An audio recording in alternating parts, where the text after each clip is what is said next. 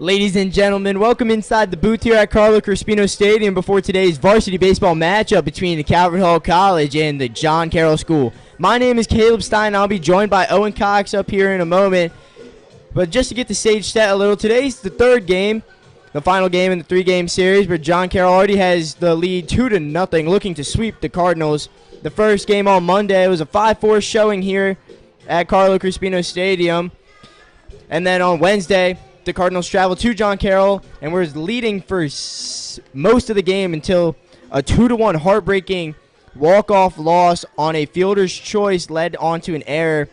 The Cardinals today are looking to avoid the three-game sweep, and they're looking to have another strong pitching performance this week by Nathan Rodriguez, who makes his season debut on the mound. Owen, what should we be looking for in today's matchup? I think you kind of said it. All eyes today got to be on Nate Rodriguez. Big, highly anticipated arrival on the mound here for this Cardinal team. One of their key starters from last year got an injury at the beginning of this season, dealt with an arm injury for a little bit, re-aggravated it, so hasn't been able to make his appearance on the mound for a while, but probably one of the most competitive games of the season here. He makes his appearance. Cardinals just got to look for him to provide them with some support from the hill and just hope that they can get the bats going from there against this feisty John Carroll teams. The past two games have been great, very competitive from both sides. John Carroll been able to squeak out 2 wins in each of them, so really should be a really good game here. I'm excited to be up here with you and excited to watch some ball. A great day for some baseball. And just before we get started, the lineup for John Carroll, you got the heavy-hitting Joey Cudon playing in center field, Casey Carpenter playing at third today. No Will Ryan in the lineup for John Carroll. And then Dallas Brooks catching is going to be third. 4, 5, 6 goes Drew Jordan. Miguel Leone and Cam Leach playing DH. Andrew Jenkins is going to be in left field, for Cam Leach. And then Bryson Altman, who played the game winner on Wednesday, followed by the pitcher Kieran Darameek. He's going to be batting in the 8-hole. And then Braden Kritzer is going to be rounding out playing in right field. And the first pitch from Rodriguez is the fastball, call for a strike on the outside corner to Joey Cudon. Yeah, Nate Rodriguez, good pitcher, sits around high 80s. On PBR says his fastball max is 87, so that seems pretty reasonable. He might be able to get a little higher than that on a good day. Coming back from injury, I doubt he's throwing too hard today. And the 0-1 is swung on and fouled off. The lineup for the Cardinals defensively is pretty similar, except there's one minor change. We got Ethan Frank in left field, Caden Barmer in center, and Will Hack in right. And then on the infield, Thomas Pilarski over at third, and Anthony Williams, the second time playing over at first base in his life. The sophomore is going to be over there again.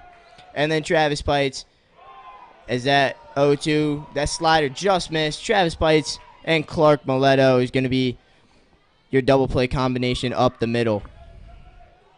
Yeah, I think it's interesting to see Coach Kerr trying to change it up a little bit over there with Anthony Williams at first. They like his bat.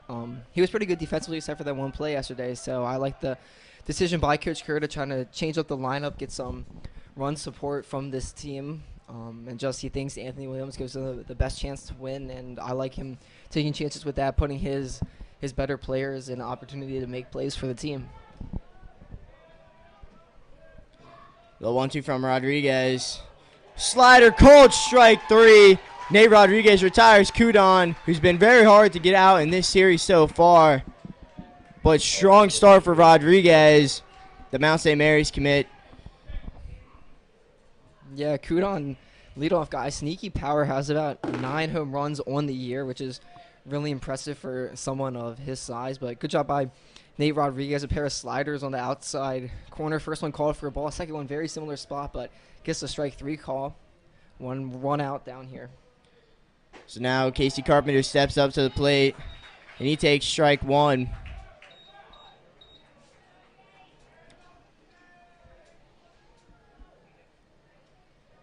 Against this John Carroll team, you really have to be precise and accurate with your throws. I mean, they'll make you pay if you miss your spot. You give them right down the middle. Ryder Soa did a great job on Wednesday limiting the damage they could do.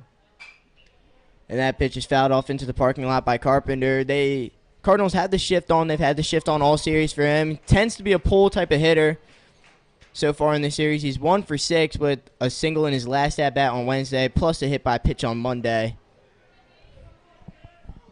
Yeah, I could be wrong, but I think last time he hit opposite of the shift, hit it right to where Clark Letter usually plays at second base. Yeah, but then he pulls this one into left field for a base hit. So Carpenter gets the bats going for John Carroll early. Yeah, nice little base knock there by Carpenter. Just took the pitch, pulled it right over shortstop and third base. Easy, nice line drive single. Frank had no chance of catching it. John Carroll with the first hit of the game early on here. One thing, though, John Carroll is missing in their lineup is the presence of Will Rhyme. They're a big, power-hitting, just overall good hitter, committed to Alabama. So Dallas Brooks in the 3-hole, normally where Ryan has been this season, and Brooks has been the cleanup hitter. Yeah, and I don't know what's up with Ryan. Maybe he's nursing an injury. Maybe they don't want him to get hurt before the playoffs or anything. But that is a big blow for this John Carroll lineup. So Rodriguez fires his fastball on the outside corner, evens up the count at 1-1. Brooks on Wednesday went 1 for 3, grounded into a double play. Also more of a pull type of hitter and a ground ball hitter as well. Not a lot of balls put in the air for base hits, I should say. Lots of pop-ups on Monday and Wednesday from both of these teams. The wind was not helping either team either on either day. Yeah, I think on Wednesday, Kevin Hall might have gotten a little trigger happy, a little home run happy, and we're kind of just hoping they could pull ones over the fence like they did at Loyola. Was not the case at the John Carroll field. But Brooks swings through that changeup from Rodriguez. That pitch is bottomed out. No chance for Brooks, who's way out in front.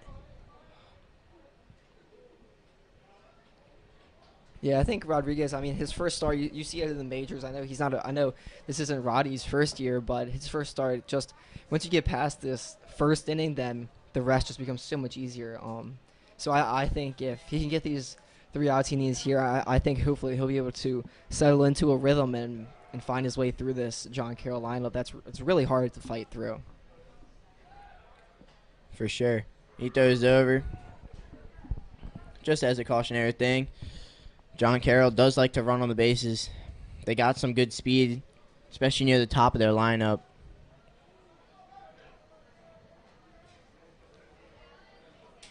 But Rodriguez comes set.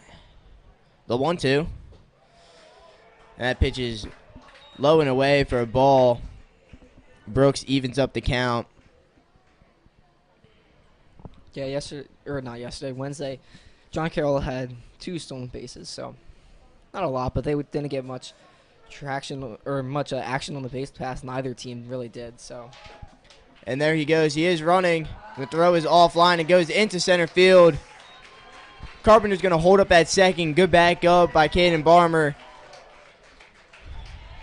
That's going to be an error on Wolf and a stolen base for Carpenter. Yeah, I mean, no sugarcoating. It just wasn't really a great throw there by Brandon Wolf behind the plate. Usually one of the best catchers in the MIA there behind the dish, but that one just slipped out of his hand. No chance Travis could get that over there at second base. So John Carroll runner in scoring position, 1 out. But the 3-2 is smoked up the middle by Brooks. KB charging on. The throw home is going to be cut off by Williams. Carpenter slams down his helmet in excitement as John Carroll takes the 1-0 lead early in this game. RBI single for Dallas. Brooks advances to second on the throw from Barmer. And again, another opportunity. Yeah, and we knew this was going to be kind of electric here at Carlo Crispino Friday night under the lights. Both teams just getting excited to play against the other team, and you saw their emotions already relatively high in this one. Both teams been a little chirpy throughout the games, just some friendly competition, and I think that's going to show itself here tonight. Both teams know each other very well. Lots of people from the Bel Air region that go to Calvert Hall. And, of course, all the travel teams, all the years that you've been playing with these guys, It always means a little bit more when you're good friends.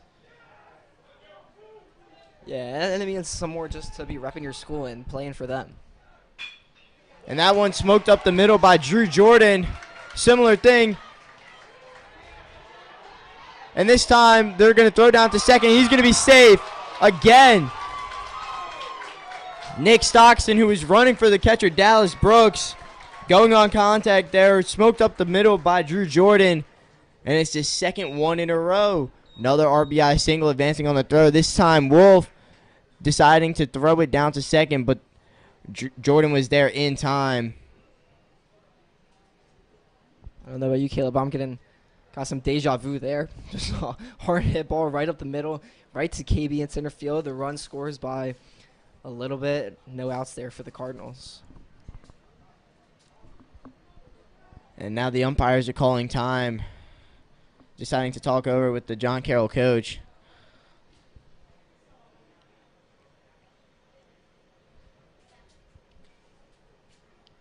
Not really sure what this is about, but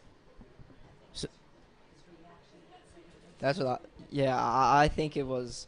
Again, I don't know this for sure, but I think maybe the John Carroll student did some celebration. You see them all over college sports and high school sports. The crazy double celebrations at second base. I don't know what it was. I don't know if that's even what it was. Maybe. So now it looks like they're going to have a talk with Jordan over on second base.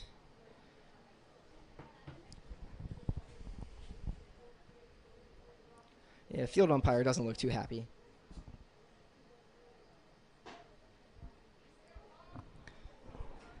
Little bit of confusion here on the diamond. Hey, Rodriguez just throwing on the mound, trying to stay locked in.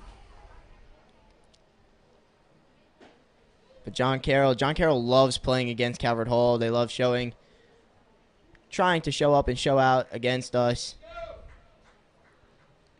Lots of emotions. Both of the wins, very close wins. John Carroll super excited after their walk-off. Huge celebration coming out of the Patriots dugout.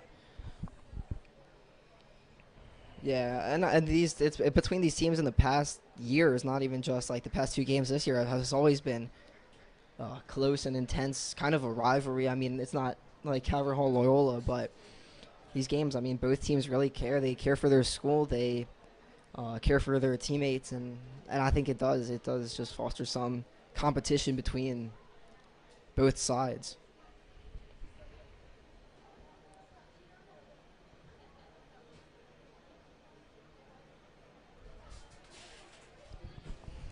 Still lots of confusion. It appears as if John Carroll is giving a warning of some sort. Now all the coaches are out talking to the whole dugout. It looks like they're going to make a sub because the umpire's got his lineup card out, and the John Carroll coaches are just huddled looking at their bench. I mean, again, I have no idea.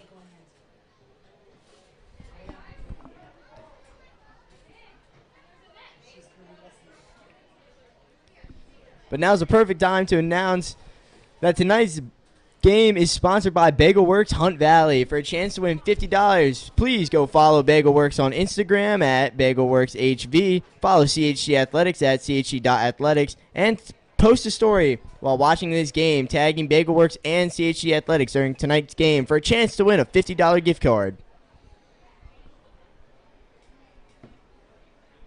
I could go for some bagels right now. Yeah, I didn't have dinner. It's going to be a late night for me. I'm still really confused, if I'm being honest. So my fans are getting a little restless. We got a great crowd here tonight. Yeah, I mean, it's a great day to be watching baseball, playing baseball, commentating baseball.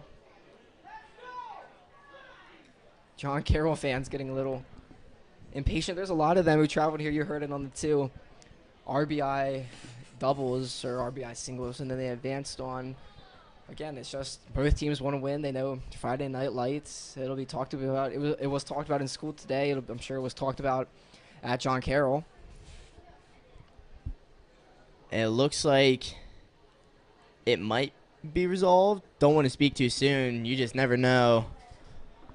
We don't know for sure what went on, but after both of the runs scored for John Carroll, there were some excessive celebrations off just 2 basic RBI singles, really. But Yeah. it looks like Drew Jordan's going to have to come off. I assume it is. He did something over at second base. He's really not happy. Yeah, and we got a good crowd here, both Cardinal and Patriot fans. So Jordan now talking with the umpire, trying to if you're a player, you don't ever want to go up and talk to an umpire. he's trying to plead his case. The umpire's just telling him to get off the field. So now Braden Soborowski is going to be running over at second base for Jordan, who's making a very slow walk off the field. Still confused what he did, but the umpire clearly saw something. So I texted one of our friends in the dugout. He says he believes the runner who just got thrown out cursed after he got on to second base. So MIA doesn't like any of that stuff. Umpires just upholding interconference rules, making sure that stuff shouldn't be happening.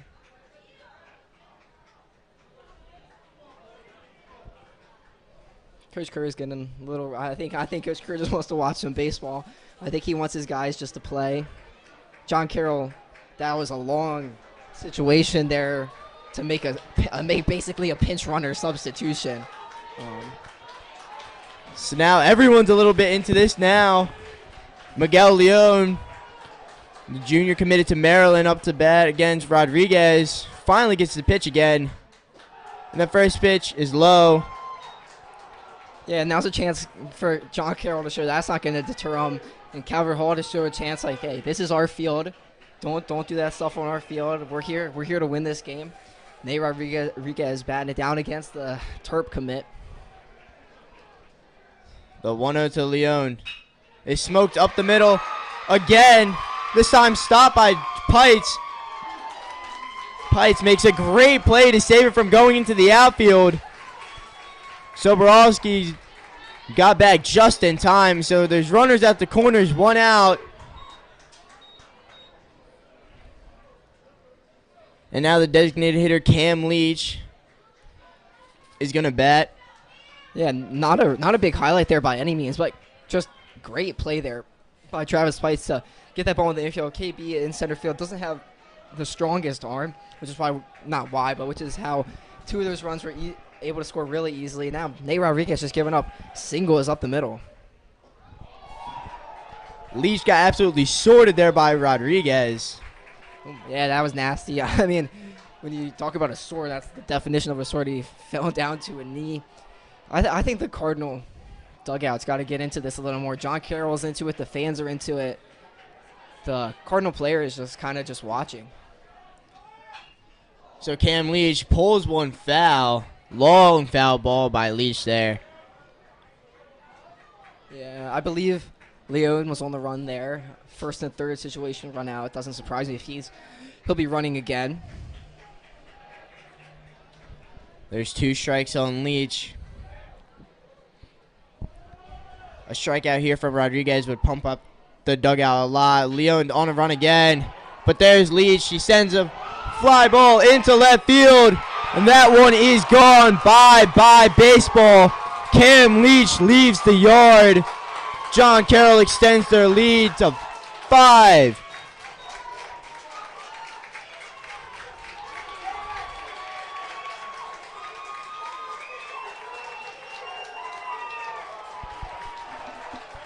We saw it on the long foul ball there from Leach. He just timed up a little bit better, and Frank couldn't do anything except watch it go over his head.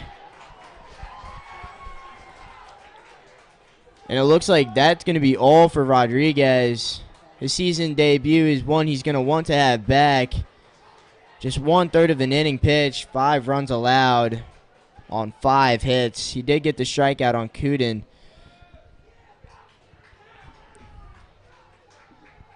So now Coach Kerr calls on the sophomore arm of Grayson Ryan, hopefully to do some long relief work.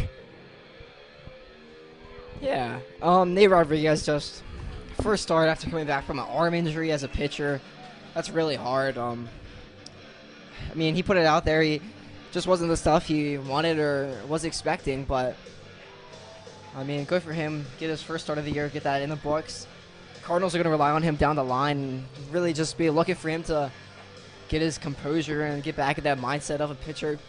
Grayson Ryan comes in, been pretty good for the Cardinals this season. I believe his last outing was at Loyola, went about 3 or 4 innings. He was pretty good then. So I think Coach Kerr just likes him as one of his better relievers / longer relievers / starters. The sophomore pitcher is really good and really just want to limit this John Carroll. And Carroll can get back in this. They're just going to have to pick away at the lead. And it's something they could do. They've done it before. They'll do it again. I just think they got to get some momentum, some energy. Already a couple Carroll students building a very, very small student section. I'm sure some people will be coming later. I believe the lacrosse team might make an appearance in the stands here. So I think Carroll's just got to get themselves back in this one slow and steady. Still plenty of work. Calvert still has 27 outs to work with in this game. They still haven't even hit yet, but they're down in an early 5-0 hole. Not the ideal start for Calvert Hall. And hey, I mean, 5 was the most scored in any game this week, but Game 3, you're always going to be throwing your worst pitchers. John Carroll's pitcher is obviously he's not going to be as good as their UVA commit or their UMBC commit, who are both great pitchers, and I'm sure the John Carroll guy will be great.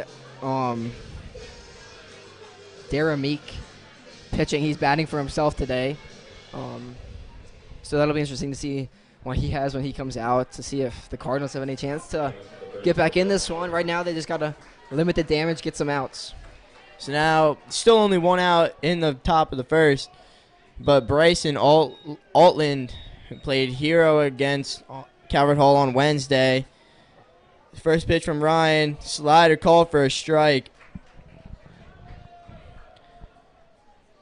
Altland on Wednesday grounded into what could have been and probably should have been a double play over to Travis, and then Clark Malo just spiked the throw.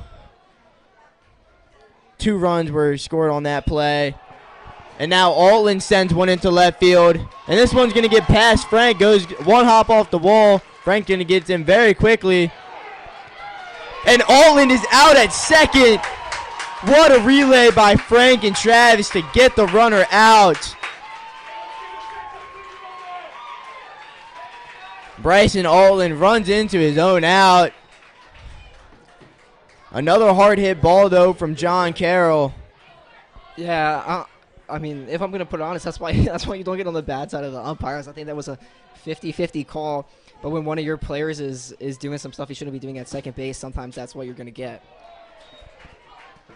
Swing and a miss there by Kieran and Daramick. Great play, though, by Frank. Get it cleanly off the wall, anticipate the bounce, get it to Trav, and Travis plays great throw over there to Clark Mileto at second. And that slider from Ryan is inside. Yeah, Grayson Ryan, the 27. He's a 17-year-old, but I believe he's 1 class down. 86 fastball, 72 curveball, so mid-80s and mid-70s off speed. John Carroll team, as another strike comes in there, is very good at just hitting fastball, hitting stuff in the zone. So I do think you kind of have to be a little crafty with your pitches against them. Daramick so far in the series is 0 for 4 with the walk and 2 strikeouts. And the 1-2, swing and a miss. That's his 3rd one of the series. Ryan gets out of the inning. John Carroll, though, 5 runs on 6 hits. We're going to head to the bottom of the first finally. Daramick up on the bump for John Carroll.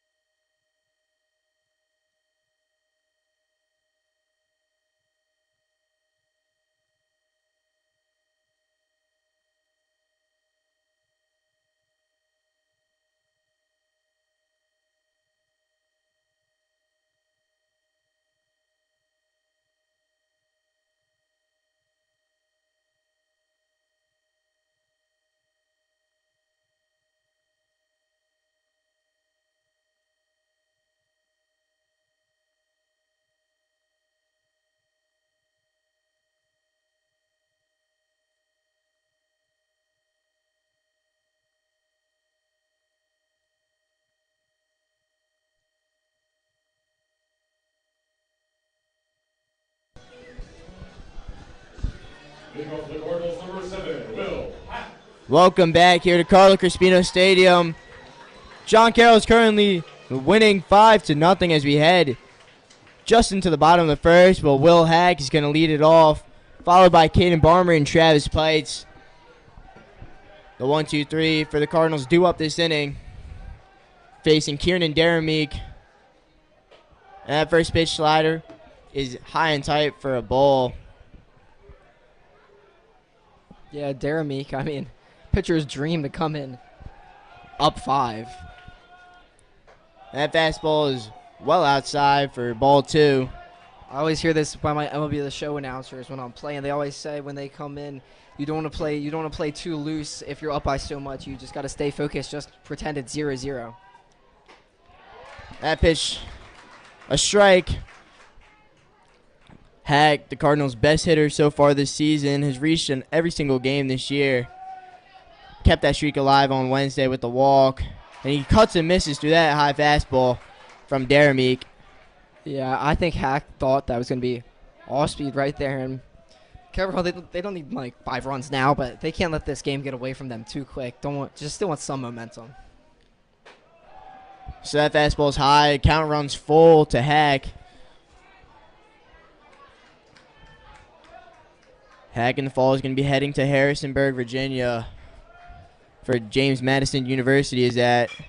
And he sends this one into right field. And it's going to get over the head.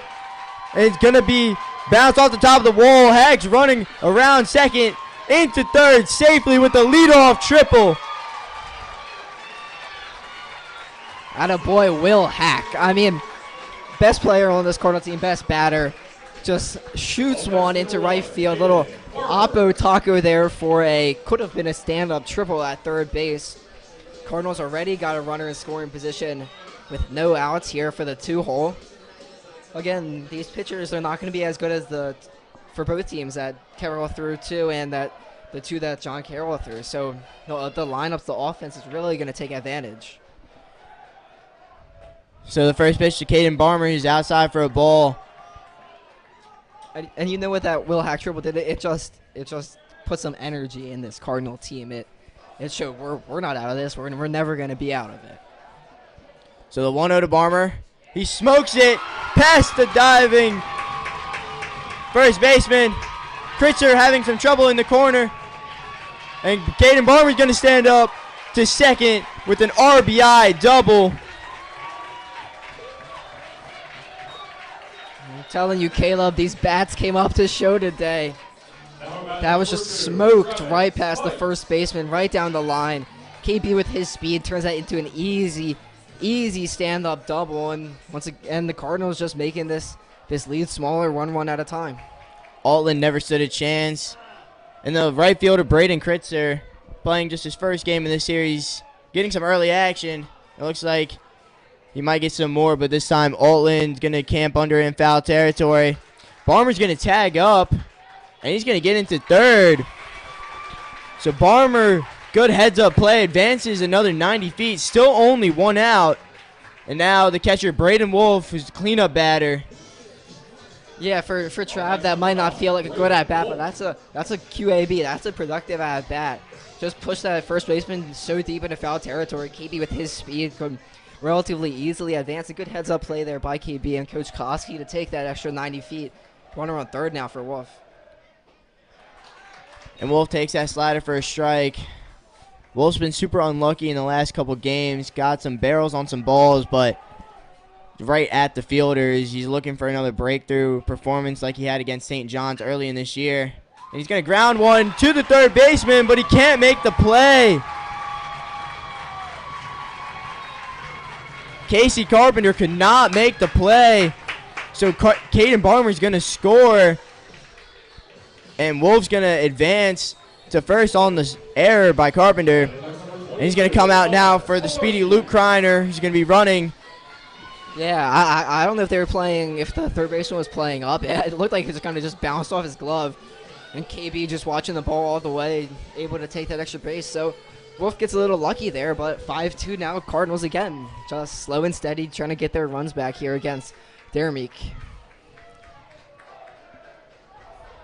So now Pilarski stands up. Luke Kreiner, courtesy runner for Brandon Wolf at first base. Electric speed over there. Could like to see him take an extra base here. That fastball from Darren Meek is outside to Pilarski.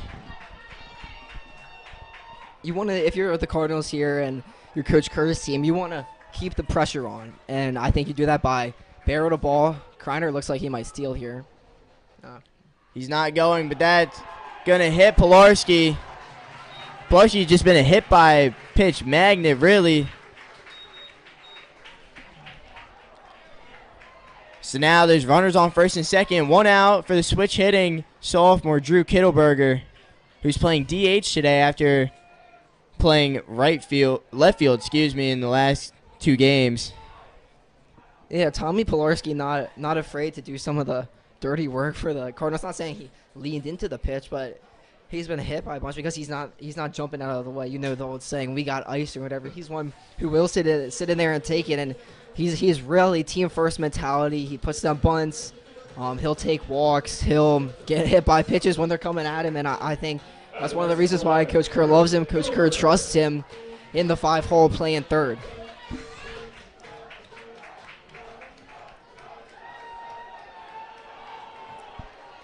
So Kittleberger steps up with 2 runners on, still only 1 out in the inning. Darren Meek getting pounded on early.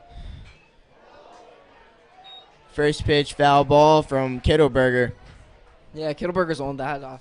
I've always gone with the philosophy that when you foul it straight back, your timing is good. You just missed it a little bit. I think he could do some damage here. He did some against Joe Noddy the first game against Loyola. And he hits this one right back up the middle. And that's going to end the inning with the double play. Yeah. So the Cardinals strand 2 runners.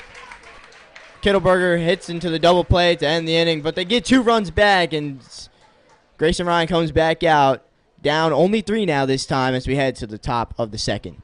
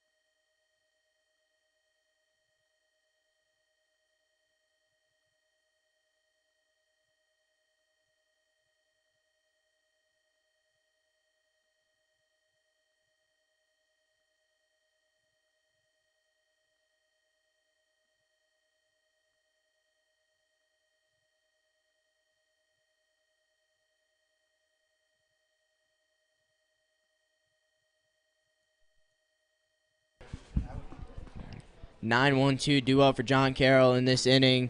Braden Kritzer is going to be making his first at-bat in this series against Calvert Hall. Grayson Ryan, the Cardinals got back in this game. Got some runs. Grayson Ryan really just trying to keep this lead that John Carroll has to 3. That first pitch slider is called for a strike.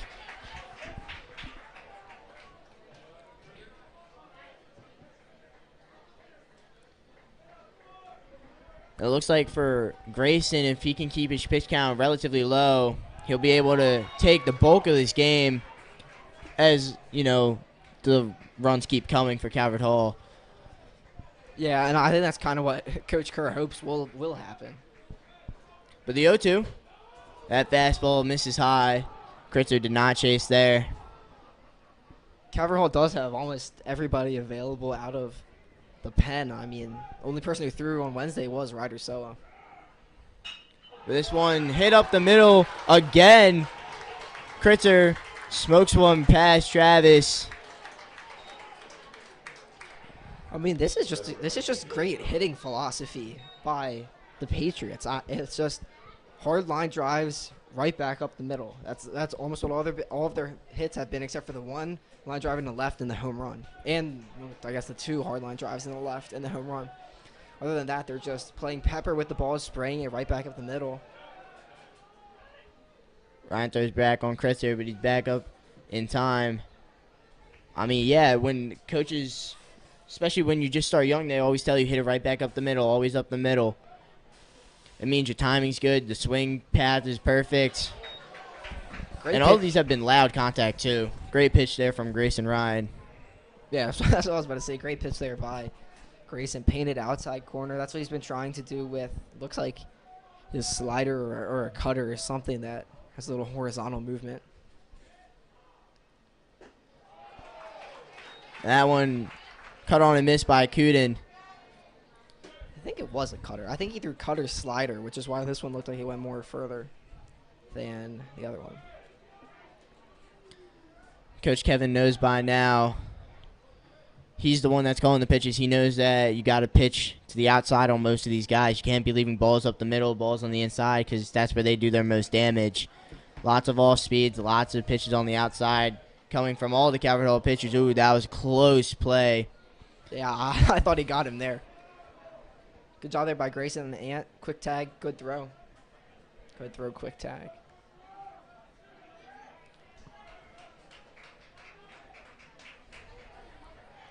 So now Ryan stands. Kritzer's on the move. And that slider popped out of the glove of Braden Wolf, so there's no chance to make the throw. Almost could have been called a strike, too, but with the runner going and the catcher popping up so quick, it's hard to call those one strikes. Hard play there by Wolf. I should kind of try to pick it and transfer really quick. Just slipped out of his hand, I guess. But now again, runner in scoring position, no outs. Grayson's got to lock in here. And the 1-2 to Kuden is smoked into left field again. Kritzer's going to hold up at third. So Joey Kuden with another base hit for John Carroll in this series. That's their 8th hit of the game. Great hit, yeah. Again, another hard line drive. Good job by Frank, get it in pretty quickly. If I'm Coach Kerr, I might intentionally walk this guy here. Casey Carpenter.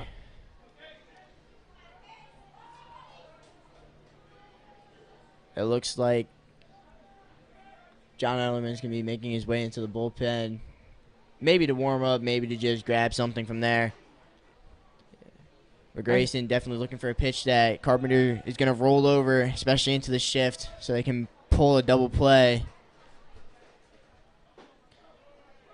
First pitch fastball called for a strike. If I'm Carpenter, I know it's not going to be in his tendencies, but I'm sitting off speed, trying to hit anything I can on the ground to the right side of the infield, and it's almost guaranteed to be a hit. If you're the Cardinals, you would love for him to hit one on the ground, roll up the double play. I mean,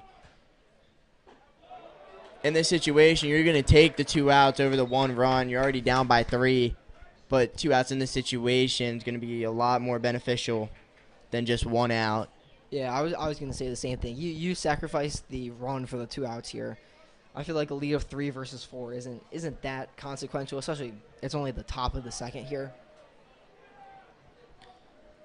But the 1-1 from Ryan. Kuden fakes the run. Carpenter sends this one into left field. Barmer runs on and makes the catch. And he's going to throw down into Wolf. And he just misses the tag. Kritzer gets in safely.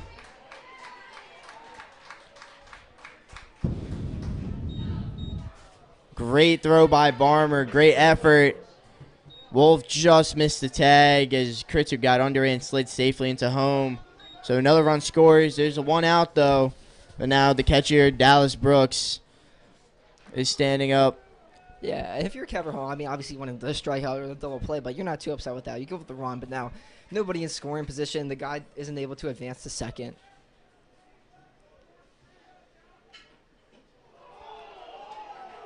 Great pitch and another sword induced by Grayson Ryan.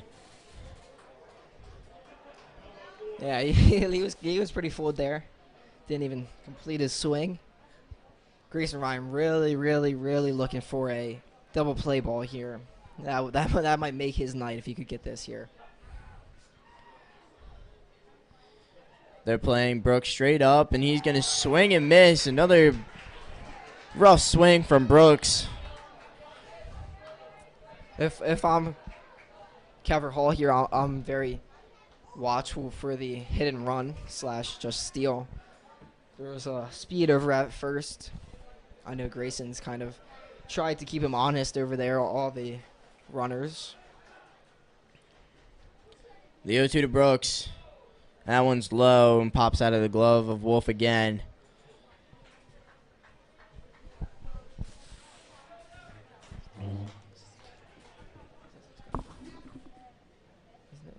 Is that this guy? Okay. Yeah, 3-hitter up here. I mean, Grayson's pitching well, but you don't want to give him anything. Like if you don't want to try to force the double play here by giving him something that he can hit.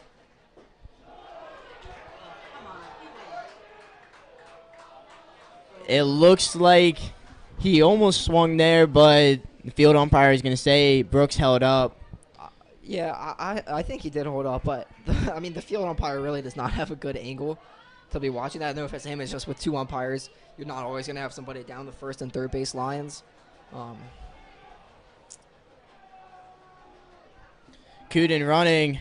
That pitch spiked, so he's going to get in safely, and the count runs full.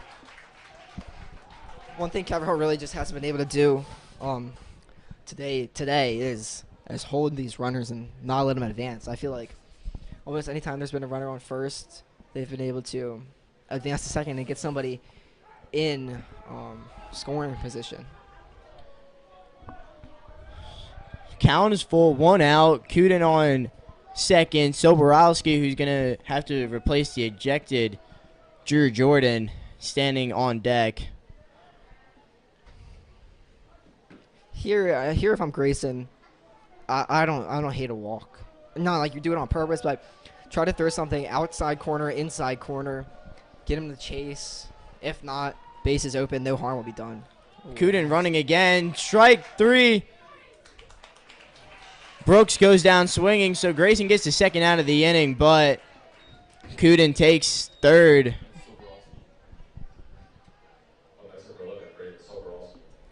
So now Braden Soborowski is going to stand up for his first at-bat of the game, not first appearance.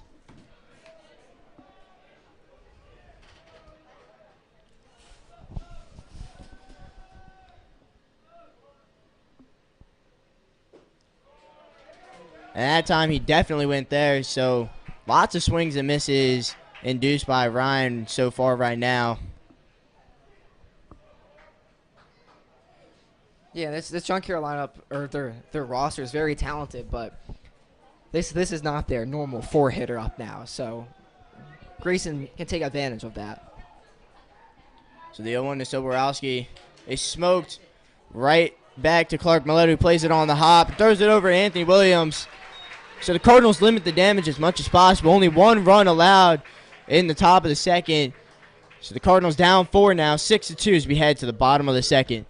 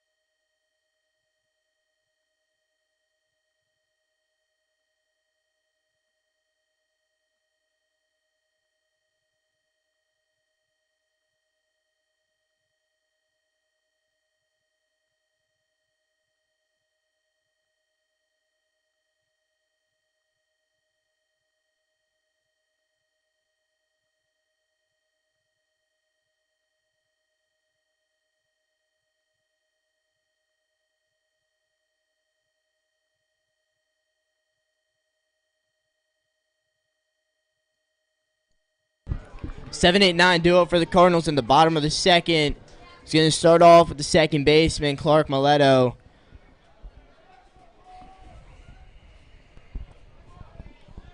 The first pitch from Darren Meek. It's called for a strike on the outside part of the plate. Or I should say outside part off the plate.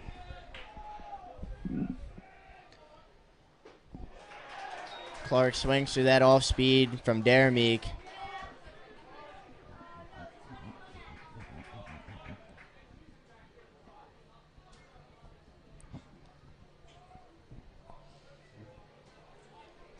Yeah, Carroll just can't get into a funk here. They just have to keep up that momentum, that rhythm they had first inning hitting, and they'll be fine. So that fastball is high for ball one, and the umpire just gave another warning to the John Carroll dugout. They can't be sitting on the players can't be sitting on the ledges. The 1-2. That slider, it looks like. Never quite broke enough for me to read it well, but it was outside, so the count evens up 2-2 on Clark. And that one spiked in the dirt.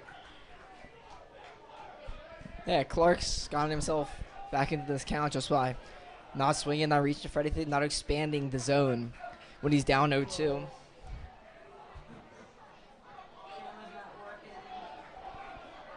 With the full count, and Clark draws the walk, so the Cardinals get their leadoff batter on.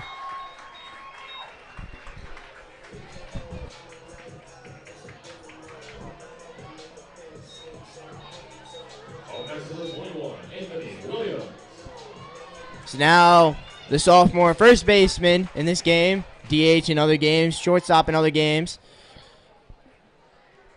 Yeah, Anthony Williams, one of the better sophomore bats on this roster. Usually shortstop / pitcher, playing first again. He fouls this one up the first base side. He had some great at bats on Wednesday at John Carroll. That's why Coach Kerr wants him in the lineup, able to extend at bats, put barrel to ball, get some hard contact. Darren throws over to Clark again. Darren really distracted by Mileto's presence over there at first, but that's good if you're the Cardinals. Get him thrown off his game a little bit. Now they're going to try and backpick him. And it looks like he just got under the tag safely. I'm not sure if he was safe or not, but all I know, being an umpire myself, being in that situation, it's almost impossible to see a tag over at first base from that angle. Yeah, Clark's got to be careful, though. You really don't want to get out over at first. So that fastball runs inside on Anthony. Yeah, and the John Carroll parents and fans were vocal, not on that play, but on the play at first with Clark. So the 2-1, it's hit sky high into the infield. So Williams is retired. And now Ethan Frank is going to step up for the first time in today's game. Yeah, good pitch there by Darren Meek. Really not too productive there by Ant, but first at bat of the game, not too bad. Hopefully Frank, who's really put some drives into some baseballs this season. First pitch, breaking ball, called for a strike. Frank against the Loyola series looked like prime Barry Bonds, if we're being honest. Multiple home runs, lots of doubles, just extra base hit machine. Darren Meek throws over again on Clark. A lot of people looked like prime Barry Bonds at that Loyola field. No offense to Frank, but it is just a small field. But he really has shown some power in his bat. That breaking ball is called up for a ball. Coach Kerr might like him ninth in this lineup here just to turn it over, get it back to Will Hack. Sometimes your 9-hitter doesn't mean that they're the worst. Sometimes you trust them to get it back to the top. Well, Frank sends one into right field. Clark's going to have to go back. Oh, but Kritzer misses the ball. And he's going to have to run all the way to the fence. Koski's going to wave around Clark. And he's going to score. Just a misplay by the right fielder, Braden Kritzer, and the ball gets away. Frank advances to third, and the Cardinals add another run. I mean, if you want to watch some fun baseball, watch that play. Poor Clark Mileto going to steal second base. He doesn't think they're going to catch it. He thinks they're going to catch it. Starts to run back to first. Sees it drop on the ground. Makes his way all the way from halfway between first and second to home. Slides in safely. Good job there by Frank. Wasn't the prettiest, but it got down. That's a base hit.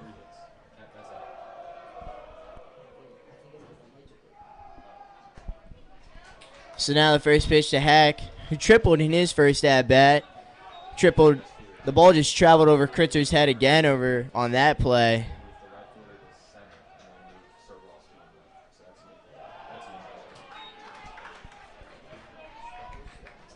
So the count's 1-1 on Will Hack.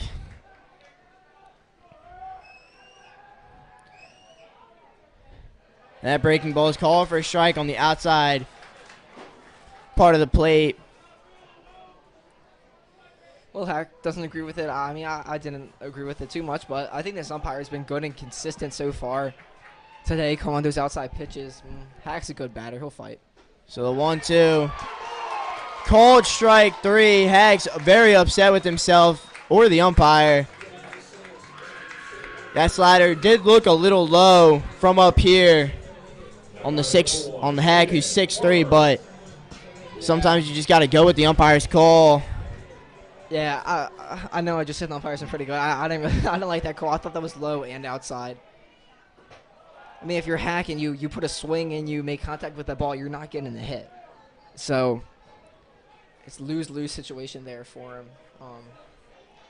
KB has been relatively pretty hot recently. He had a hard double earlier. And he sends this one into right field, and this one's going to get down for a base hit. So Barber's 2 for 2 on the day, 2 RBIs. Frank comes in easily. And the Cardinals score another run in this inning, leads only down to 2. Yeah, I mean the Cardinals they're fighting, and we knew that's what would happen once we saw John Carroll get out to an early 5-0 lead. All the Cardinal batters are putting on quality at bats, good swings, walks, hit by pitches. They're playing well. Especially, it does seem like there might be more John Carroll fans here than Calvert Hall fans. It's really a packed house here at Carlo Crispino Stadium. Might be 50-50, but it's just, I mean, it's electric for the players. I'm sure down on the field to get that base hit there by KB driving a run, hear everybody cheering. It's an exciting atmosphere here Friday night. At first, sold out crowd, if you want to call it that, but all the seats are filled. And Pite sends one into center field. Kuden makes the grab, and that's the end of the inning. But the Cardinals add 2 more runs. The lead is only 6-4. John Carroll as we head to the top of the third.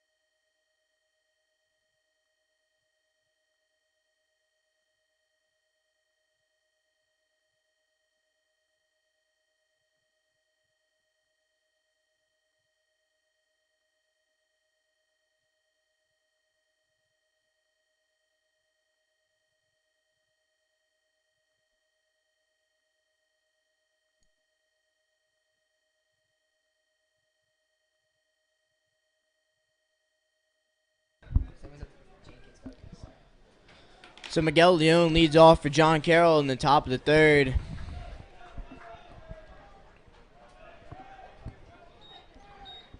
Grayson Ryan still up. Leon with another bad swing and a miss there.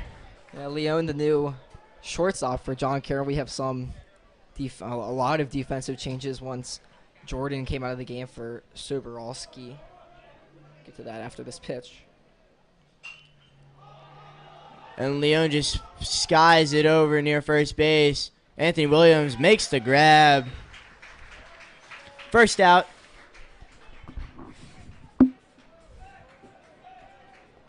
New defensive alignment for John Carroll.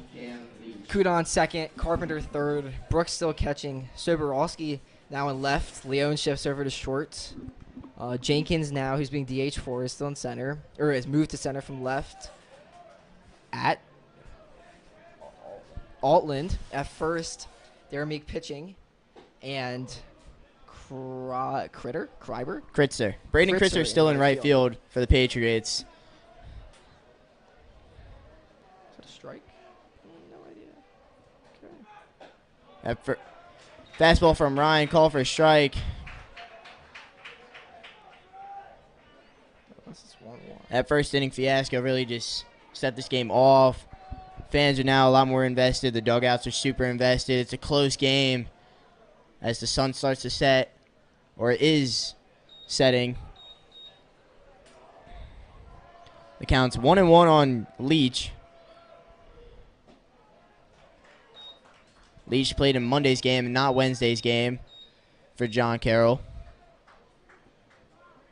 Yeah, 2-1 count. Wolf just wanted to say something to Grayson Ryan out there. Maybe he's seeing something from behind the dish. That fastball call for a strike on the inside part of the plate. John Carroll fans to our right of the booth, not very happy about that, but maybe it caught the inside part of the plate. But the 2-2 from Ryan. Swing and a miss. Cam Leach goes down on strikes. Yeah, good pitch there by Grayson. Get the swing and a miss. I believe, if I was watching correctly, did some very Nestor Cortez style to change up his delivery and throw the timing off with the John Carroll batter there. So good job by Grayson. He's cooking. He's doing good this inning. 2 outs already. There's a ground ball there to Trav. Fields it cleanly. Throw to first. 3 outs there for Grayson Ryan and the Cardinals.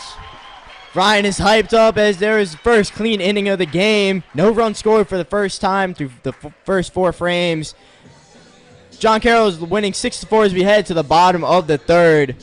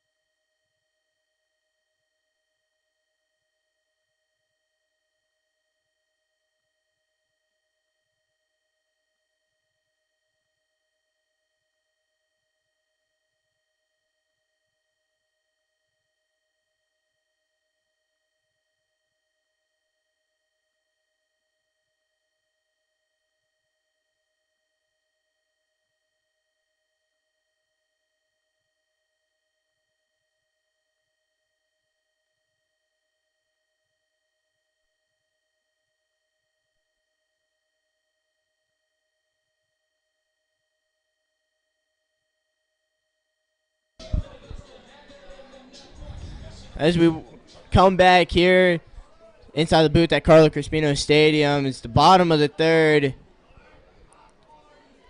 And Kieran Darameek's day is done after 2 innings of work.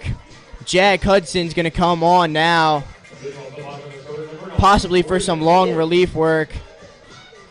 Hudson came in and threw the last inning on Monday to close out the 5-4 victory for John Carroll. But he's going to have to face the heart of the order, 4, 5, and 6. Braden Wolf, Thomas Pilarski. The first pitch to Wolf is inside for a ball. Yeah, Hudson came in on Monday, threw 1 inning, gave up 2 hits, 1 strikeout, no runs. And this ball is smoked by Wolf. Good play by Carpenter. And the first baseman, Altland, cannot pick it. Another error by this John Carroll defense, as Altland had multiple chances of picking the ball over at first, just couldn't grab it. Yeah, I mean, stellar play by Carpenter over there at third to kind of feel that falling down really hard. Really good swing there by Wolf. Unlucky that the third baseman fielded it cleanly. But yeah, the first baseman over there could not pick it. When it was just sitting on the ground, he tried to pick it up again and just could not pick it up off the ground. So another error for them, which lets Wolf/Kreiner get on base. Yeah, Kreiner is going to run for Wolf. Pilarski shows bunt. Pulls back, though, because it was a ball. This would be a good bunting situation. No outs. But Pilarski is going to be swinging away. That third baseman, I know he was scared for his life right there. He thought Tommy would have bunted. He was creeping in. He was pretty far in on the grass, or where the grass would be if it wasn't turf, and then a foul ball come right his way. I mean, that is scary as a defender. Kreiner's on the run. Little bit of hit and run situation. Done to perfection. The swing by Pilarski just threw off Dallas Brooks enough so that the throw is offline. So Kreiner takes second, but the count's now 1-2 on Pilarski. I think that was a hit and run. I don't think Tommy's usually swinging at pitches that far out, especially that late. Thomas. Yeah, he did his job. I mean, hit and run. I mean, obviously you want to hit the ball. It's usually the goal, put it on the ground. But sometimes you're just swinging just to mess up the catcher. John Carroll coach upset about something, I believe. Yeah. Yeah, I think they think Tommy, when he was swinging at that pitch, he interfered with the catcher on his throw down to second. I didn't think he did. I thought he was still in the box. But, again, I was looking at Kreiner. No, when the batter's in the box, that is his to protect. He cannot move out of the way. And Tommy stayed in the box the whole time. The bat wasn't too far. Brooks has to be the one to move out of the way to make the throw. But 1-2 now in Hudson's pitch. That one's outside. Once again, Tommy willing to do the dirty work. I mean, not like actually doing anything bad, but swinging at a pitch that's clearly a ball to let his team get a runner over to second base in scoring position. Now he's able to reap the rewards if he can hit him in. Kreiner dancing over off second base with a 2-2. Just fouls it off. Yeah, I don't know if that hit the catcher or the plate. Something back there. Tommy's staying alive, though. On Monday, Hudson threw 22 pitches, 13 strikes. That's pretty good. In one relief inning, that's not too shabby. He narrowly escaped the outing. And Tommy hits one straight to the shortstop. Little bit of unfortunate placement, hit right at Miguel Leon. Kreiner cannot advance to third. Good piece of hitting, though, just a little bit unlucky. Yeah, that's kind of that awkward one for Kreiner over at second, where it's hit right in front of him, where he can't really advance because he get thrown up at third. So he just had to stay put there at second, and it's a relatively routine play for Leon. Now moved over to short, his first fielding opportunity over there. So now Kittleberger stands up as Hudson throws back, but Kreiner's back in plenty of time. Yeah, if you're Kittleberger here up to bat, ground ball right side does something good, maybe a deep fly ball to right field. He hits one to the right side. Olin makes the play and gets it over himself. But Kreiner does advance to third. But 2 outs in the inning for Clark Mileto. Quality there by Drew Kittleberger. I mean, I said it right before he did it, but just move Kreiner over now. Clark Mileto, pretty good hitter here. I mean, both lineups, both teams are filled with good hitters from 1 through 9. Clark, his first at bat, was down 1-2 and then came back all the way to draw the walk.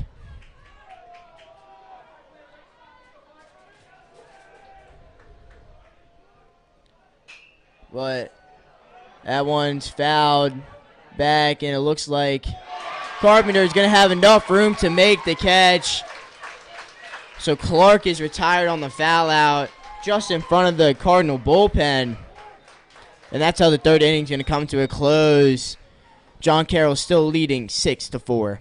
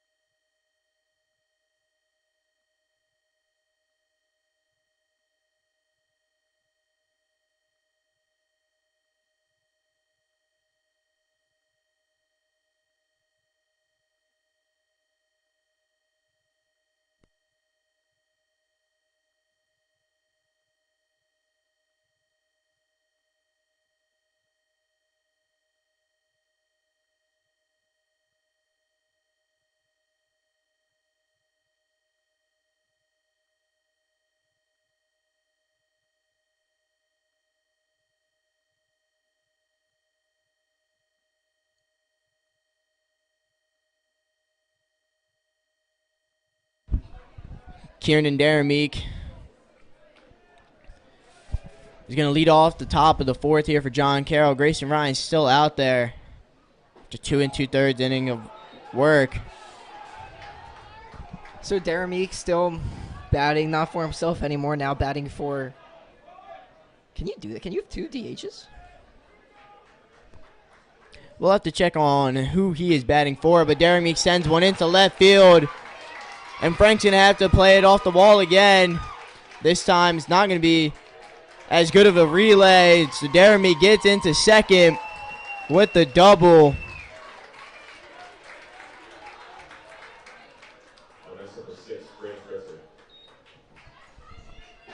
So runner in scoring position and no outs for the 9-hole hitter, Braden Kritzer, the right fielder, who's having a little bit of a struggle managing right field here at Calvert Hall.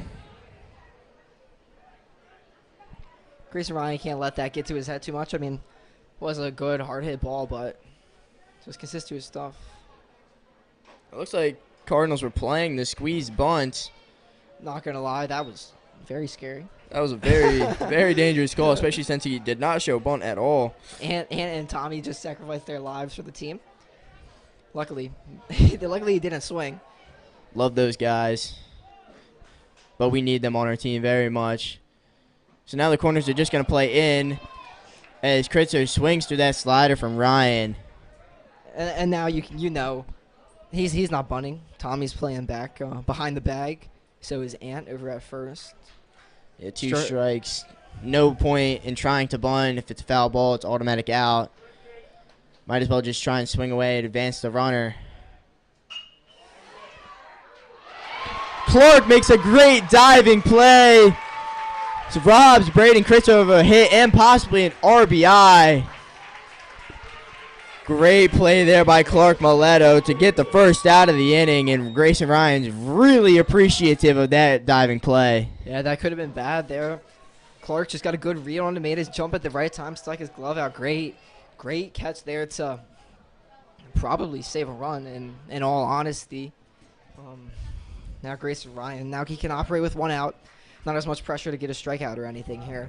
Joey Kudon. That ball skips away from Wolf, and Daramique's just going to take third anyway now. Yeah, now the pressure's back on Grayson. Runner on third, one out. Only way you really save this run from getting in is a pop-up weak fly ball or ground ball to the infield. So that is how it works out. Kudon grounds out to Tommy, who's playing up at third. So Daramique cannot advance, and now there's 2 outs in the inning, and it looks like a good opportunity to get out with minimal damage again for Calvert Hall. Great pitching there by Grayson. I mean, I was saying it right as he was throwing the pitch, but he needed the ground ball there. Was one of the few options in which is a positive outcome for him and the Cardinals here. So now any out works. Nothing too specific he's looking for. Casey Carpenter swings to that off-speed pitch from Ryan. Looked like I don't know if he throws it, but looked like a changeup that kind of just snuck under Carpenter's bat. Again, the shift on, playing him even shifted in the outfield.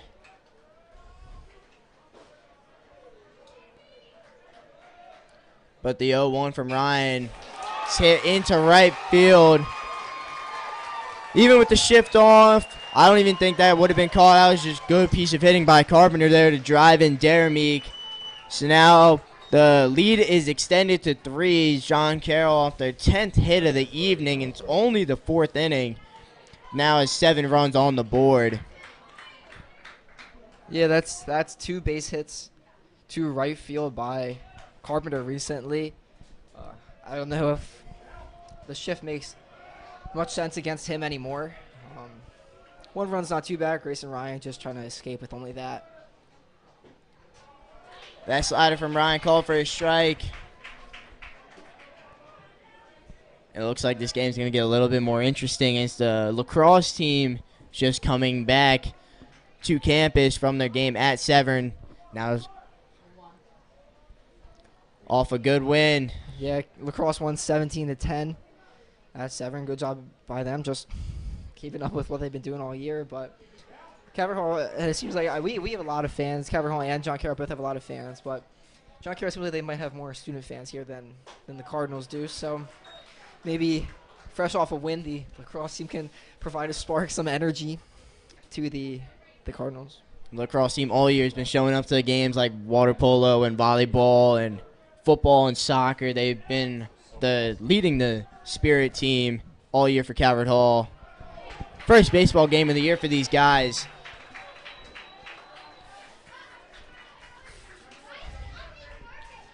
And that pitch called for a strike on Dallas Brooks, and the count's now 1-2. Yeah, the catcher in the 3-hole. Looking to add him to this John Carroll lead with the way both teams have been putting up runs. John Carroll already with 10 hits in 3 2/3 innings. That is crazy.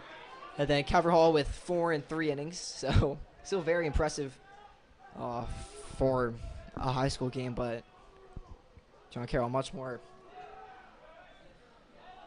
Carpenter is going to steal second standing up as that fastball from Ryan just spikes. Good block, though, by Wolf to keep Carpenter over at second.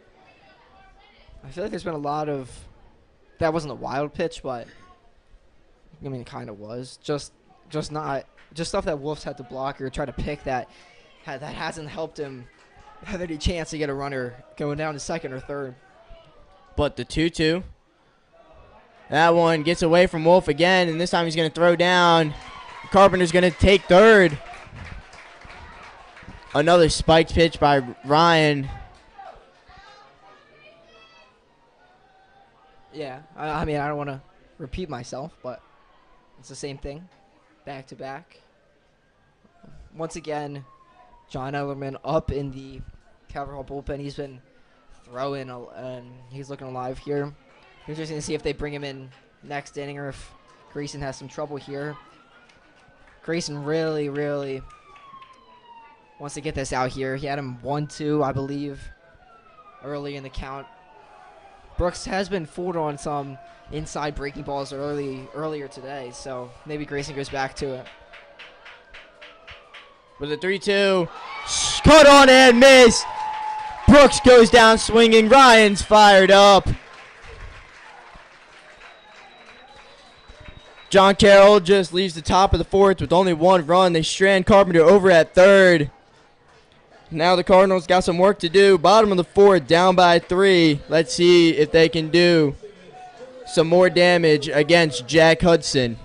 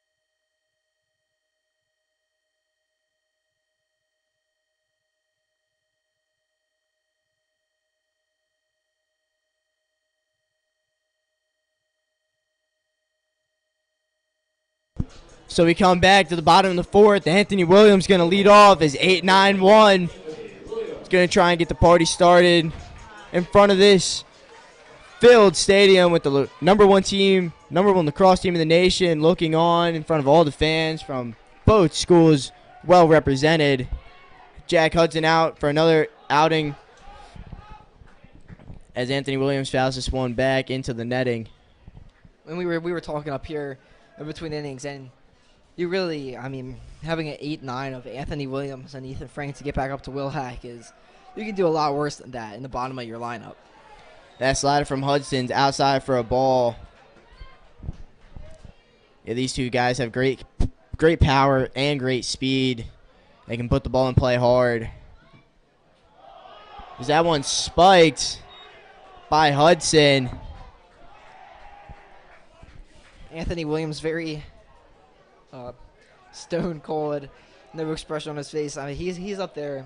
For him, it's business, and he wants to make his mark in this game. And he hits one hard straight to the second baseman, Kudon, who makes the play. First out of the inning, but now Ethan Frank's up in the 9-hole, trying to turn the lineup over, get a runner on for Will Hack and Caden Barmer, who are due up next.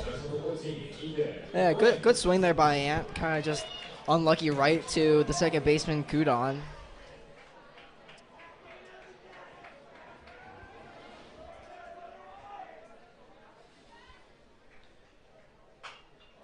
But Frank's going to send one up the middle. He's going to get past the diving Leone. Straight up the middle off the end of the bat from Ethan Frank. And now they got a runner on for Will Hack. Yeah, good swing there by Frank. I think he hit it off the end cap a little bit, but I mean, when you're able to put it right up the middle, you're really never going to be complaining. Hack already with one hit in this game. He scored one. That trip around the bases. Strikeout earlier as well that he wasn't too happy with. That fastball called for a ball. Carroll dugout getting into it now, and also, I mean, we got a big cluster of the lacrosse team over at the left side of the bleachers, and they're making it a little loud. That pitch called for a strike again on Hack. Hack in the series against Wednesday, he was telling me that he had at least 3 balls that were called strikes against him. So he hasn't been too happy with the umpire's performances recently. But Frank is running, and that throw from Brooks is offline. So Frank's going to take second. Yeah, good job by Frank. Get a runner in scoring position for this best Cardinal hitter. And Hack, yeah, he was expressing some frustration. These are not the same umpires today as it was Wednesday, but still, it sometimes just boils over. But he knows how to keep his cool, only express himself when he's not going to get in trouble for it. And he's a professional when it comes to being a baseball. That's why JMU likes him so much, wants him to join their team next year, and that's why he's going to. So then the 2-1 from Hudson. His slider called for a strike, just broke in at the last second. Yeah, good pitch. Hack, he's kind of frustrated, but he'll use that to his advantage. Just don't want him to lose his head. But he's a good kid. He's a great player. The 2-2. That one's well outside. Brooks tried to reel it back, but had no chance. So count runs full on Hack. Good try there by Brooks to get the framing. Good call there by the umpire not to fall victim to it. And Hack knows this is a hitter's count. 3-2 is not the most conventional one, but anytime you're ahead, the pitcher has to make his pitch. And he doesn't, though. Will Hack smacks one through the 5-6 hole. Coach Costa going to wave Frank home, and he's going to score standing up. RBI single for Will Hack. The Cardinals cut into the lead again, 7-5. I mean, do we have to say it again? Will Hack is clutch, and he's just the best hitter on this team. He'll deliver when you need him to. 3-2 count, runner on second, hard piece ball. A ball, not even close. All that for KB, not even to show bunt. Hudson and Carpenter don't really know what they're doing.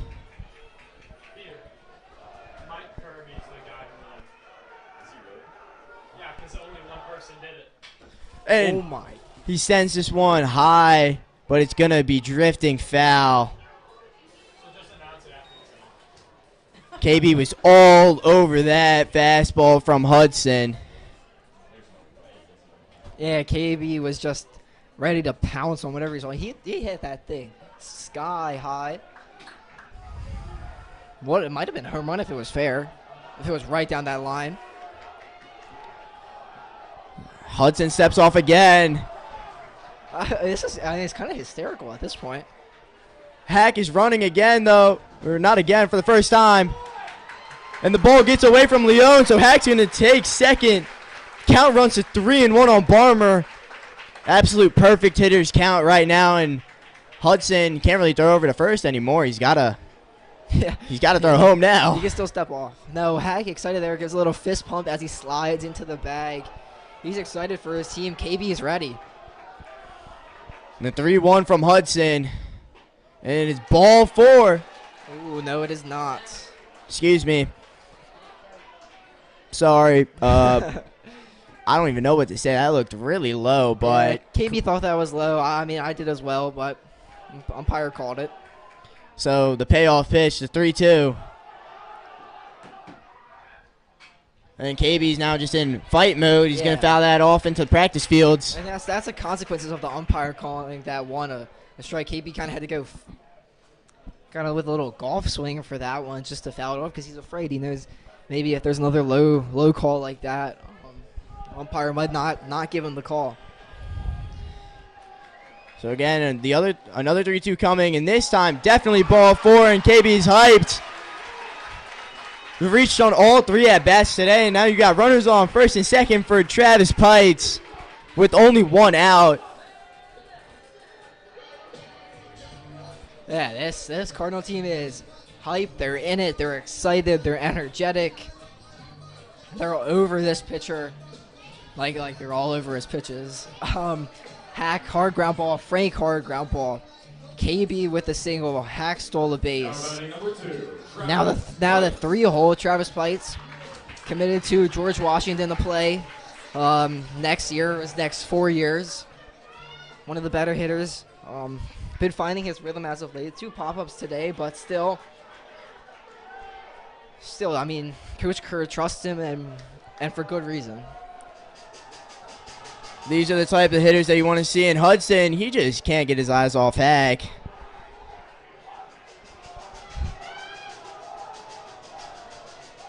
And the first pitch to Travis is going to be called for a ball. It's low, not even close. Hudson now struggling a little bit with command. You might think focusing too much on the runners might be messing up his delivery. Yeah, Hudson's got to be in his own head. It's loud here. That ball is spiked. Good block by Dallas Brooks. Just keep it in front of him.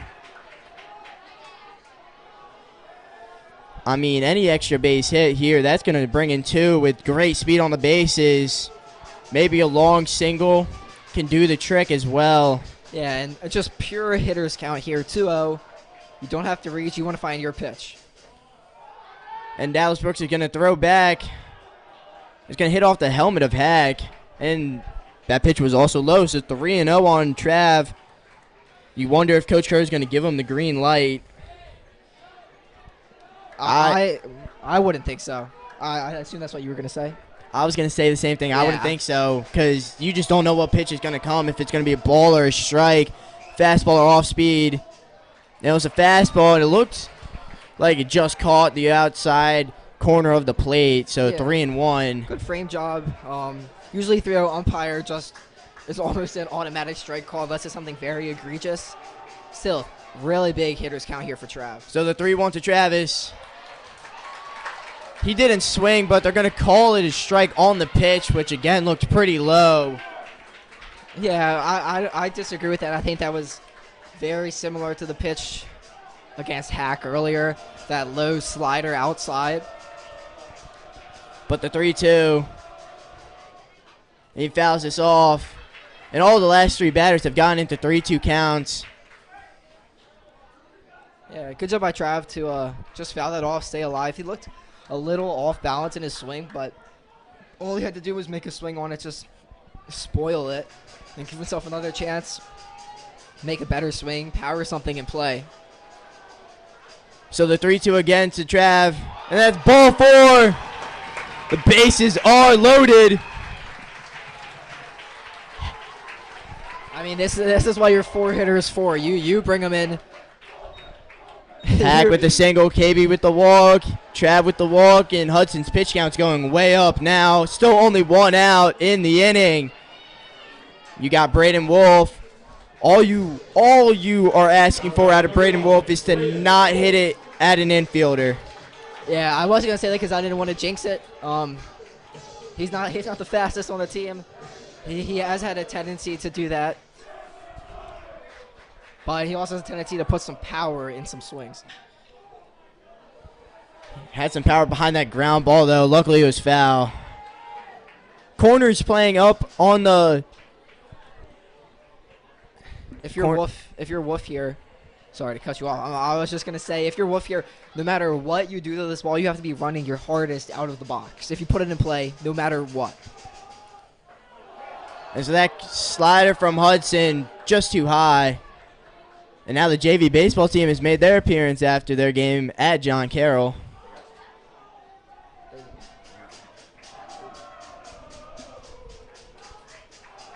The 1-1 to Wolf, and he sends this one into foul territory. Hack should go. Darren Meek makes the play. And Hack, who was running, gets thrown out. And the catcher, Dallas Brooks, now saying some words towards the dugout and the student section. Yeah, we don't, just get that out of here. I think if you're John Carroll coach, you keep your guys in the dugout. Don't be screaming at the fans. Good play there. I mean, I said it. Hack should have went. I don't hate that call at all. Hack's one of the fastest players on this team. Good throw. Just gotta tip your cap to him. Great play by Bryson Altland, who threw out the running Hack. So the lead's gonna stay 7-5 as we head to the top of the 5th.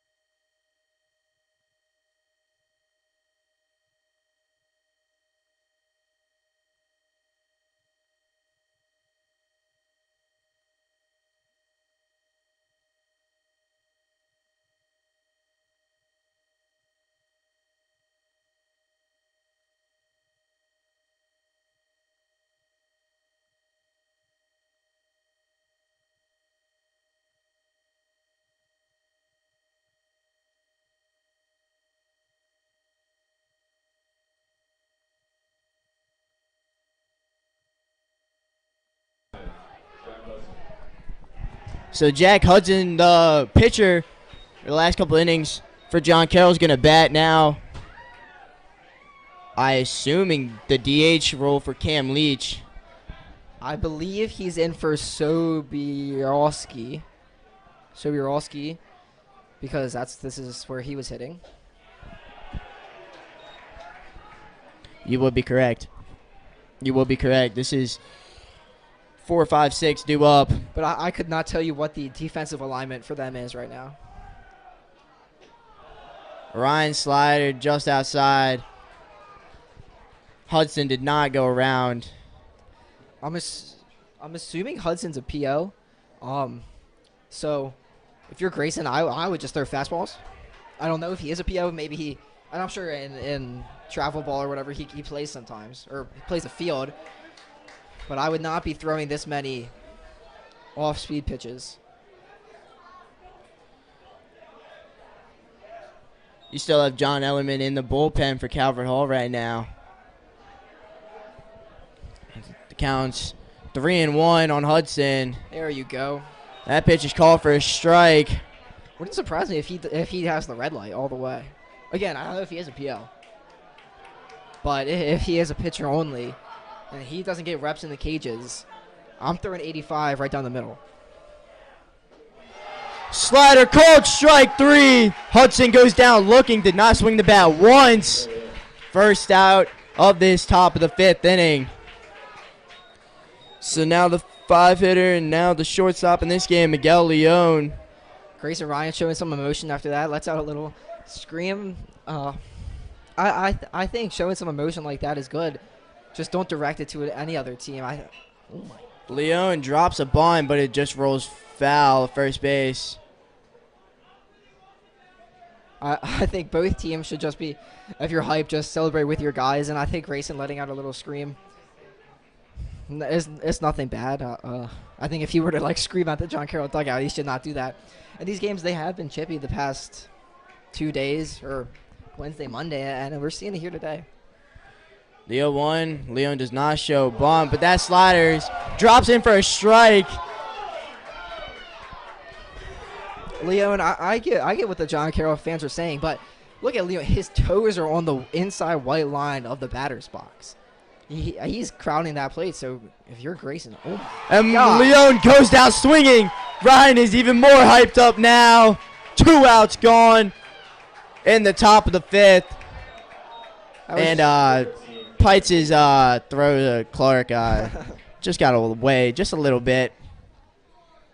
Throwing the momentum just a little bit, though. Yeah, that's all right. You win some, you lose some. Grayson Ryan really winning this inning. 2 strikeouts of Jack Hudson and Miguel Leon. And now Cam Leach, the designated hitter for real, is... Maybe he's in the field? I really have no idea. That fastball from Ryan is inside for ball 1. Unless Sobierowski is still in left. Swing and a miss there. Great pitch there by Grayson Ryan. Off speed that just dipped low. Evens up the count 1-1. I think Sobierowski is in left. With the 1-1. Cut on and missed again by Leach. Grayson just messing with his head with that slower delivery. Yeah, I mentioned it earlier when you were helping out with something else in the booth. He's kind of done a little Nestor Cortez-esque, not as crazy, but slowly changing his timing to mess up with these batters. Doing it again here. The 1-2. Just fouled out of the glove of Wolf. If Grayson strikes out the side here, I'm excited to see what he's going to do when he's coming off that mound. Whatever he does. He's feeling himself. Whatever he does, he just cannot look at the John Carroll bullpen, cannot give them any more fuel to the fire. But the 1-2 to Leach is hit into left field, but Frank is there to make the grab. Ryan retires to side. Top of the 5th, no runs for John Carroll, no hits, 3 up, 3 down. Calvert Hall now with a little bit of momentum heading into the bottom of the fifth. It's stretch time here for high school ball.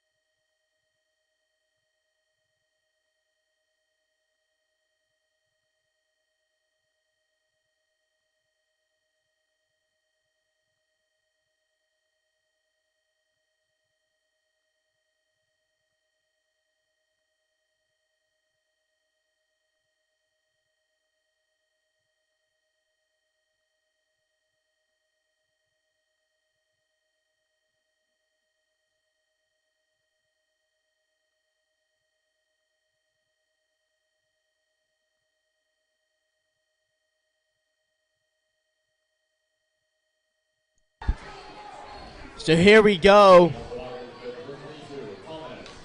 5-6-7 duo for the Cardinals in the bottom of the fifth. Thomas Pilarski is going to be the first batter to face the new pitcher for John Carroll, Ant Russo. Have not seen him yet this series. The first pitch to Pilarski is high for a ball. Very odd delivery. Looks like he's just going straight from the stretch with nobody on. Looks like he got a palming the ball out of his hand. That one almost hit Tommy again. Tommy was ready for it. And again, you take one of those slow curve. That's not going to be too painful. Tommy's been hitting the knees so much this year already. He's not going to feel it. But he fouls this one. He's early. I think this guy's Russo is throwing a little slower than what Calvert Hall's seen. They got to notice that on the dugout and make an adjustment. So the 2-1 from Russo. And Tommy's now early again. Fouls this one in between Carpenter and Coach Koski over on third base.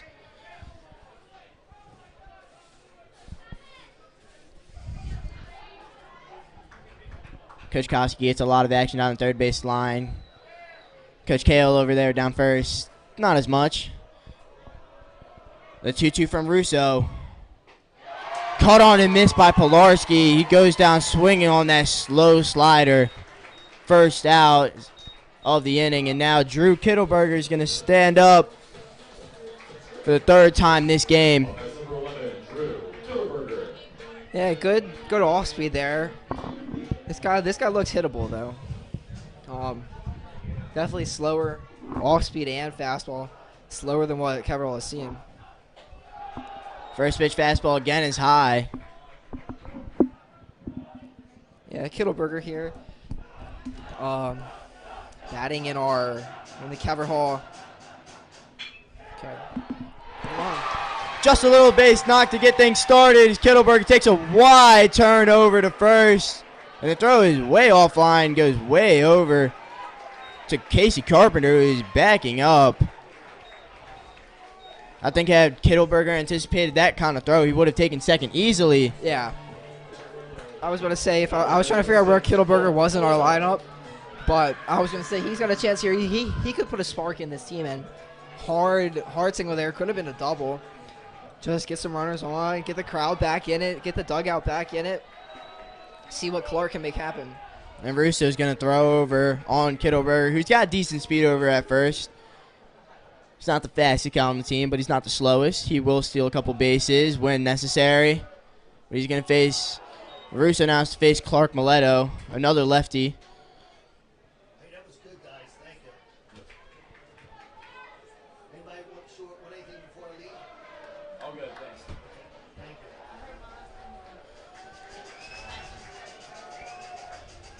you. And the 1-0 to Clark. Looked like a curveball that was just low, so That's a good breaking ball. It's got some tight spin to it and a tight break. I mean, I thought that was going to be a fastball until it broke at the last minute. That's what you want. It's just a lot slower than other stuff to see if Carroll can see it. And Brooks is going to throw back pick again, trying to get Kittleberger, but the count runs to 3-0 on Mileto. Yeah, I gave him red light. Should be swinging. Looks maybe like John Carroll has somebody down in their bullpen. Can't see perfectly. He did not have the green light there, but that pitch was called for a strike, lower part of the zone. 3-1, still a hitter's count, very much so for Mileto. And he puts a charging one into center field where Jenkins is there to make the catch. So the second out, Clark is retired. John Carroll does have people down in the bullpen, but nobody seems like they're up and throwing yet. Maybe just doing some bands, plyos, getting warm. Up comes Ant. See if he can do something. Hasn't been his day so far with the one pop out and a hard ground ball. Coach Kerr still believes in him, trusts in his bat, hopes he can make an impact. Yeah, the first pitch he sees foul straight back into the netting. If you're Kittleberger, you might think about stealing here, but this pitcher's really hard to steal against. He's got a really quick delivery. I think it would be hard to get a jump, and then just the time to get to the plate is much shorter than if you're some pitcher who has a slower delivery, maybe like Grayson has a relatively slow delivery for the Cardinals. The 0-1 to Williams, and he smokes that one into right center field. Kittleberger's going to be waved around to score. Koszkowski's super aggressive here. And the relay throw to the plate is not in time. And Anthony's going to go into third. Kittleberger, the run's going to score. Anthony tried to extend the double into a triple, but yeah, Ant just his wheels went out when he was rounding second. He just slowed it down. Looked like he was stumbling into third base. Cardinals though get a run on a hit by Kittleberger. So the Cardinals get another run. The lead's only down to 1 now, 7-6 as we head to the 6th inning. But it won't be Grayson Ryan. His day will be done. The junior John Ellerman is going to face his hometown team now when we head to the top of the 6th.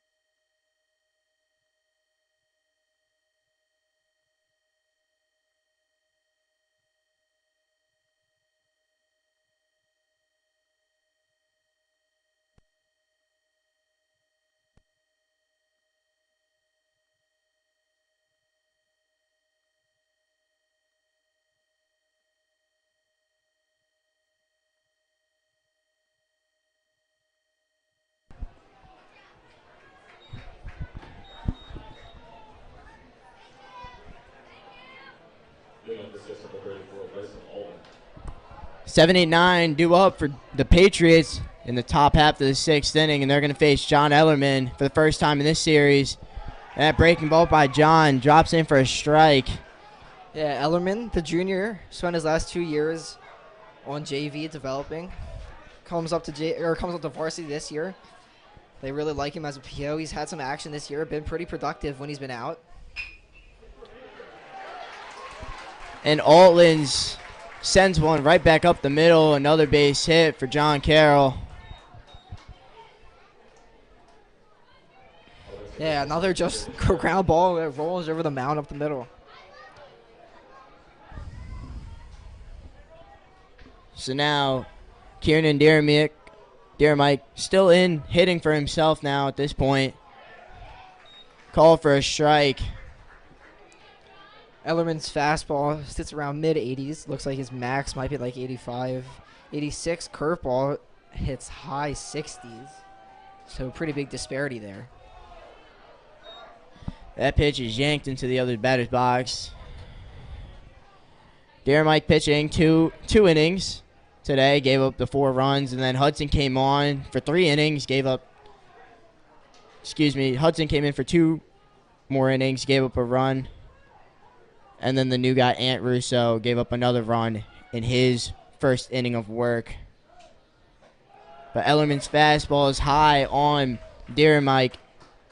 Yeah, and John, like you said, he lives right around John Carroll. He knows most of the guys on this John Carroll teams. He knows who they're going to throw. I'm sure he knows some of the fans in the stands for John Carroll. But, I mean, here he's playing for Carroll. He's playing for his teammates. I think he's kind of focused up, and he is. He is focused, and he knows what he wants. He wants a double play right here, hoping to get this ground ball.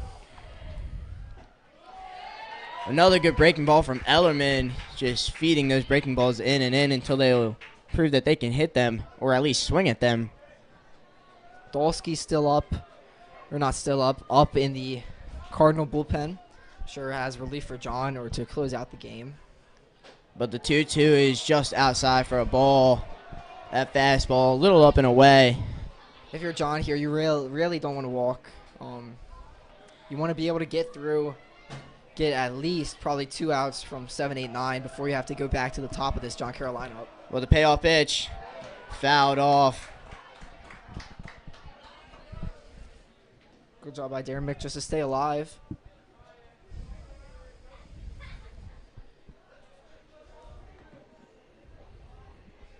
The 9-hole hitter and the right fielder, Kritzers, due up. It looks like they're going to have a very late pinch runner. Very late pinch runner. My guess is they assumed or they realized this was a situation in which they would steal. And they looked at who they had on first and was like, oh, wait, we're not going to steal with him. And then they decided to put in a pinch runner. TK Dueling now running for Altland.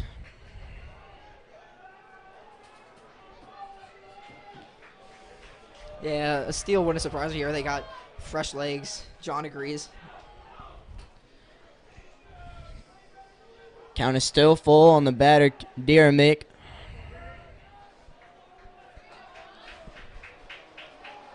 And the pitch. Called strike 3. Good breaking ball that just caught the inside part of the plate. I mean, the fans don't really see, but those John Carroll batters stand really far in on the box. They just crowd the plate, so it might look inside, but it does catch the plate. Yeah, it just broke it last second. Broke right over the inside corner of the plate. And like you said, yeah, they're standing up on that inside white part of the batter's box. Probably goes with their hitting philosophy. If they're more middle to pull hitters, sitting in there allows you to reach those outside. Balls hit them up the middle and inside ones pull them. Dermick didn't agree with it, but with the umpire zone that he's had today, I think that's consistent with what he's had. He's had some outside calls for strikes, inside calls for strikes. I know there's been some we haven't agreed with, but he's been consistent, and that's really all you ask. It's been the same thing all day, so John checks on Dueling again.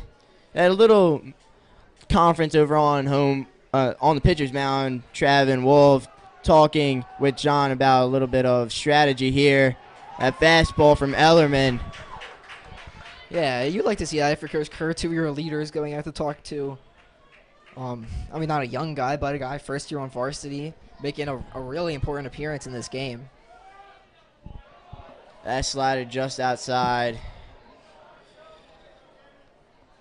So the count evens up at 1 apiece. 1 out in the inning, runner on first.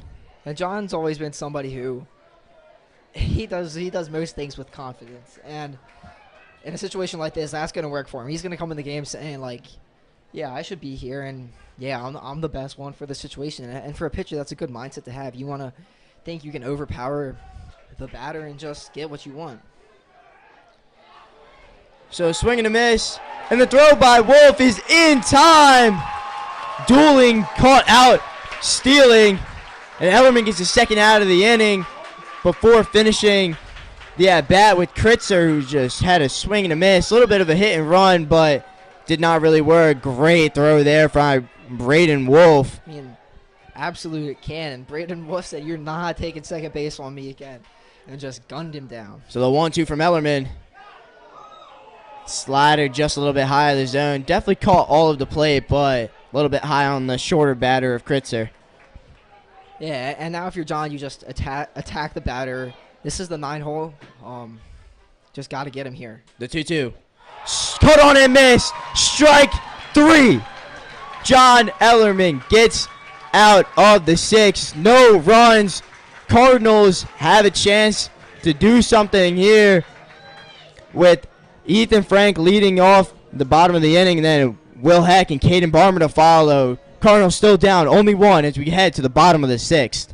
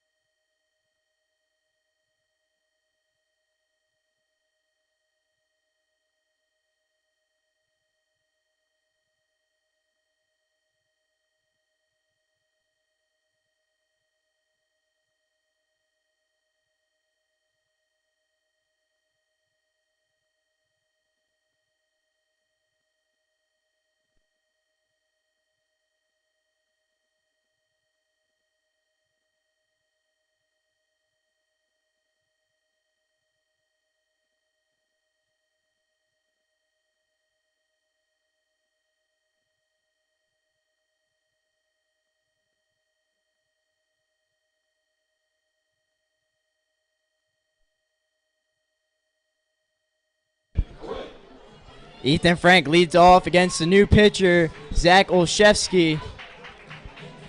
Olszewski's got a little bit of a different kind of delivery. He's got a 3/4 arm slide. Almost looks like a sidearm, but not quite.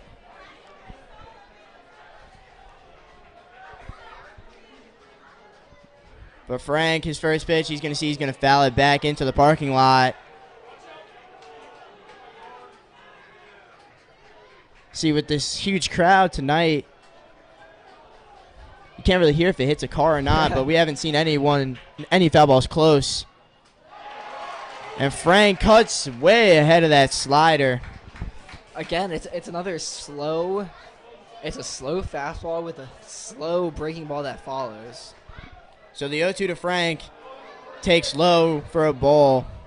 It's like when you face like a knuckleballer in like MLB The Show. It's like you have no idea what's coming at you just because it's so slow. It just moves different than other stuff you've seen. The 1-2 from Olszewski. That is spiked.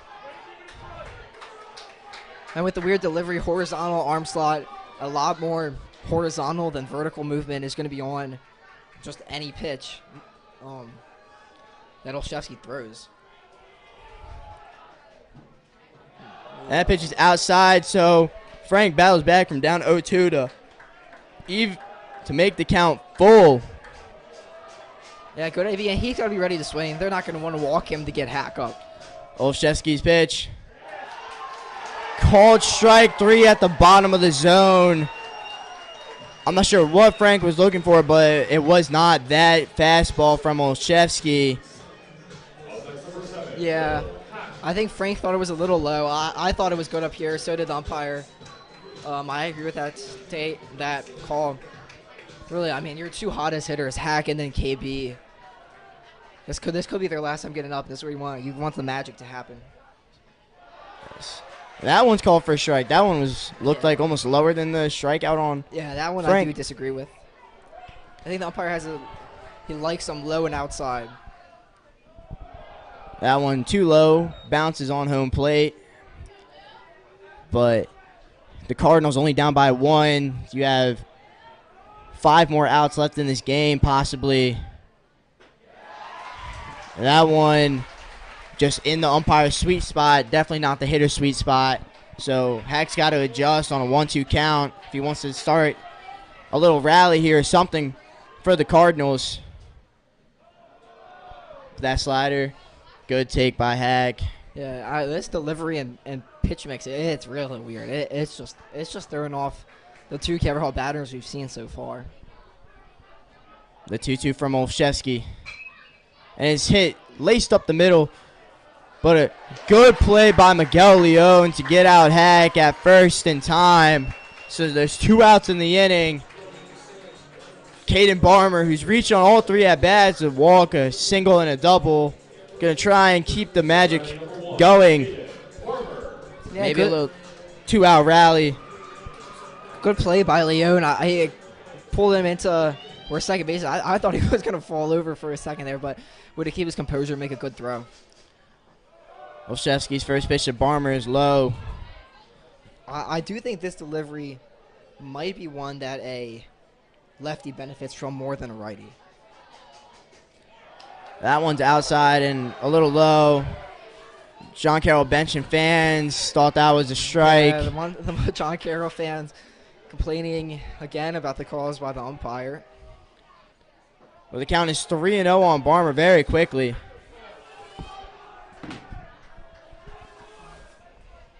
If you want to get KB's speed on the bases and give Travis Pites a chance to hit, you're not swinging here. So 3-0. He was ready to toss the bat, but called for a strike. 3-0. Anytime it's over the plate, really, it's automatically going to be a strike. His mindset's got to change totally. Ready attack here. The 3-1. He lets that strike go by 2, so now the count runs full on Barmer. Got to be ready here. You do not want to go down in order. So Barmer sends this one high into left center field. And Soborowski makes the catch. So the Cardinals go down 1-2-3 in the bottom of the 6th. It looks like the senior arm of Jake Dulcich is going to come in to try and hold this lead now. Keep it at 1 until hopefully the Cardinals have a chance to walk it off in the bottom of the 7th. But to the top of the 7th we go. 7-6 John Carroll.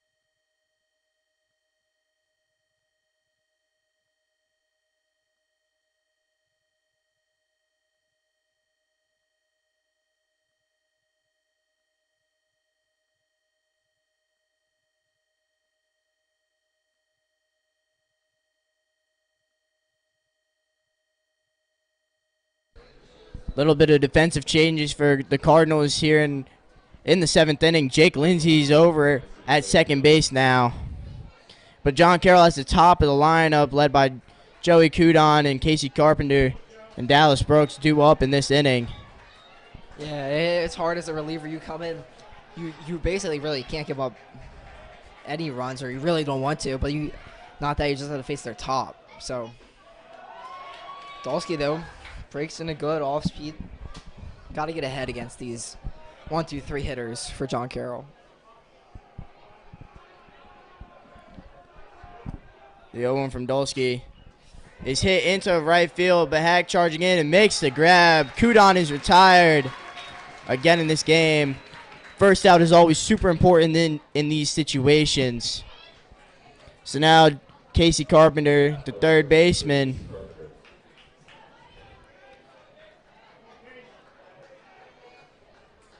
Yeah, good read by Hack. Break in on that one. Good job by Dolsky. Quick first out. And the first at bat in this 3-game series that the Cardinals do not have a crazy shift on Carpenter too. Yeah, like I was saying earlier, he's had 2 hits right through where the second baseman usually is. One was a line drive that wouldn't have been caught, but still, just showing he can hit to the opposite field. I think you take that shift off, which they did. That's the 1-0 slider from Dolsky is outside. 2-0 on Carpenter quickly.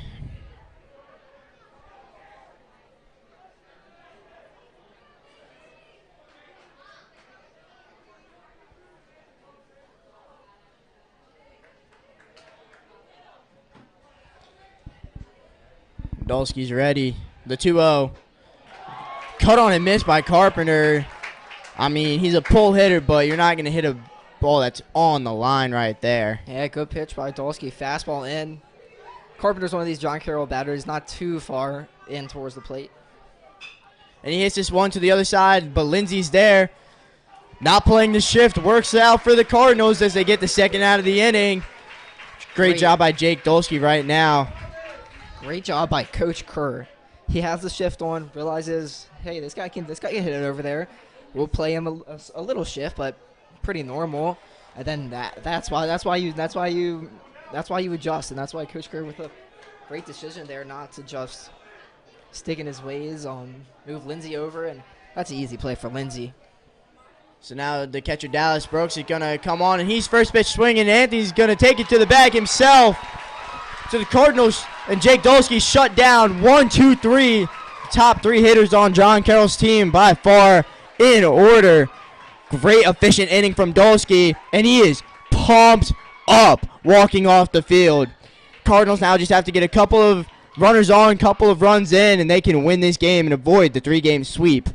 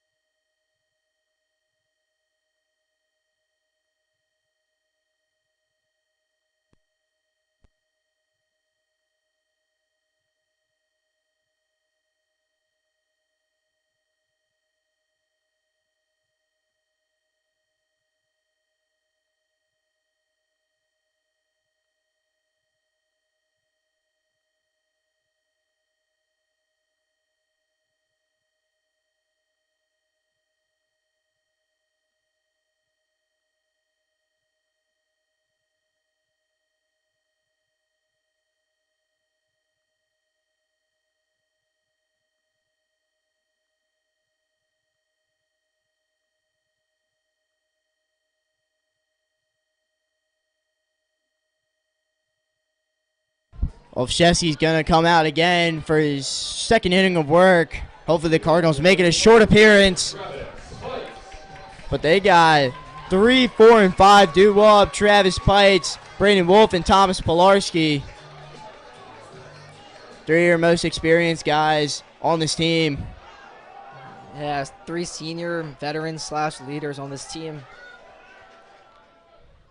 And Trav gets it started. But diving play by Bryson Altland. What a grab. Robbed Trav of extra bases right there, and that was a crucial first out for John Carroll. Yeah, great swing by Trav, great play by Altland over there. It stinks for the Cardinals because there's really nothing else you can do about that. I mean, that's probably the best swing you can put on that ball. Just great play over there. So now Wolf steps up, and he's first pitch swinging too. But he chops it foul. Yeah, I think on Trav's play, that's one of the things you just have to tip your cap. I mean, Coach Schwartz literally did tip his cap over to the first baseman. It's just a great play. And Wolf, again, swinging, chopper it over to Leone, who makes the play. Wolf is retired, and Cardinals down to their final out, Thomas Pilarski.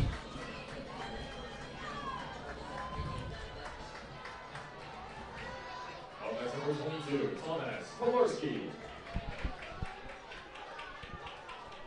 You trust Tommy here. Again, we said one of your seniors. He's not first pitch swinging. He's going to see a couple pitches. I don't know what it is with this pitcher. From here, it must just have nasty movement, too. Up here, it just looks... That's called for a strike on the inside part of the plate. Thomas was not happy about that one at all, but Cardinals down to their final strike. 0-2, 2 outs. Olszewski strikes out Pilarski. And this game is over. John Carroll sweeps Calvert Hall 5-4, 2-1, 7-6. And that's just an absolute killer for this Cardinal team. They played their hearts out to the very end. They came back from that early 5-0 deficit. But Zach Olszewski just came on and got the 6-out save for John Carroll. Owen, do you have any more thoughts? Hey, it was a great series. All 1-1 games. Calvert Hall sadly was on the wrong end of all 3 of them, but just great ball by both teams. A little chirpy by both teams, but that's what makes it so fun. I'm sure these 2 teams will meet again in the playoffs. John Carroll has got a really good team. Calvert Hall's got a really good team. It's just fun to watch good ball. And yeah, Calvert Hall looks forward to their series next week against MSJ. Get things back on track after the 0-3 this week, and just excited to be in baseball season and be out here playing Friday Night Lights. MIAA baseball is in full swing. Cardinals have the home series against MSJ. We'll see you guys next time, Monday at 4 p.m. here at Carlo Crispino Stadium. But for Owen Cox and Caleb Stein, Miss Kathy Baker, our moderator, we're saying so long from Carlo Crispino Stadium. Good night, everyone.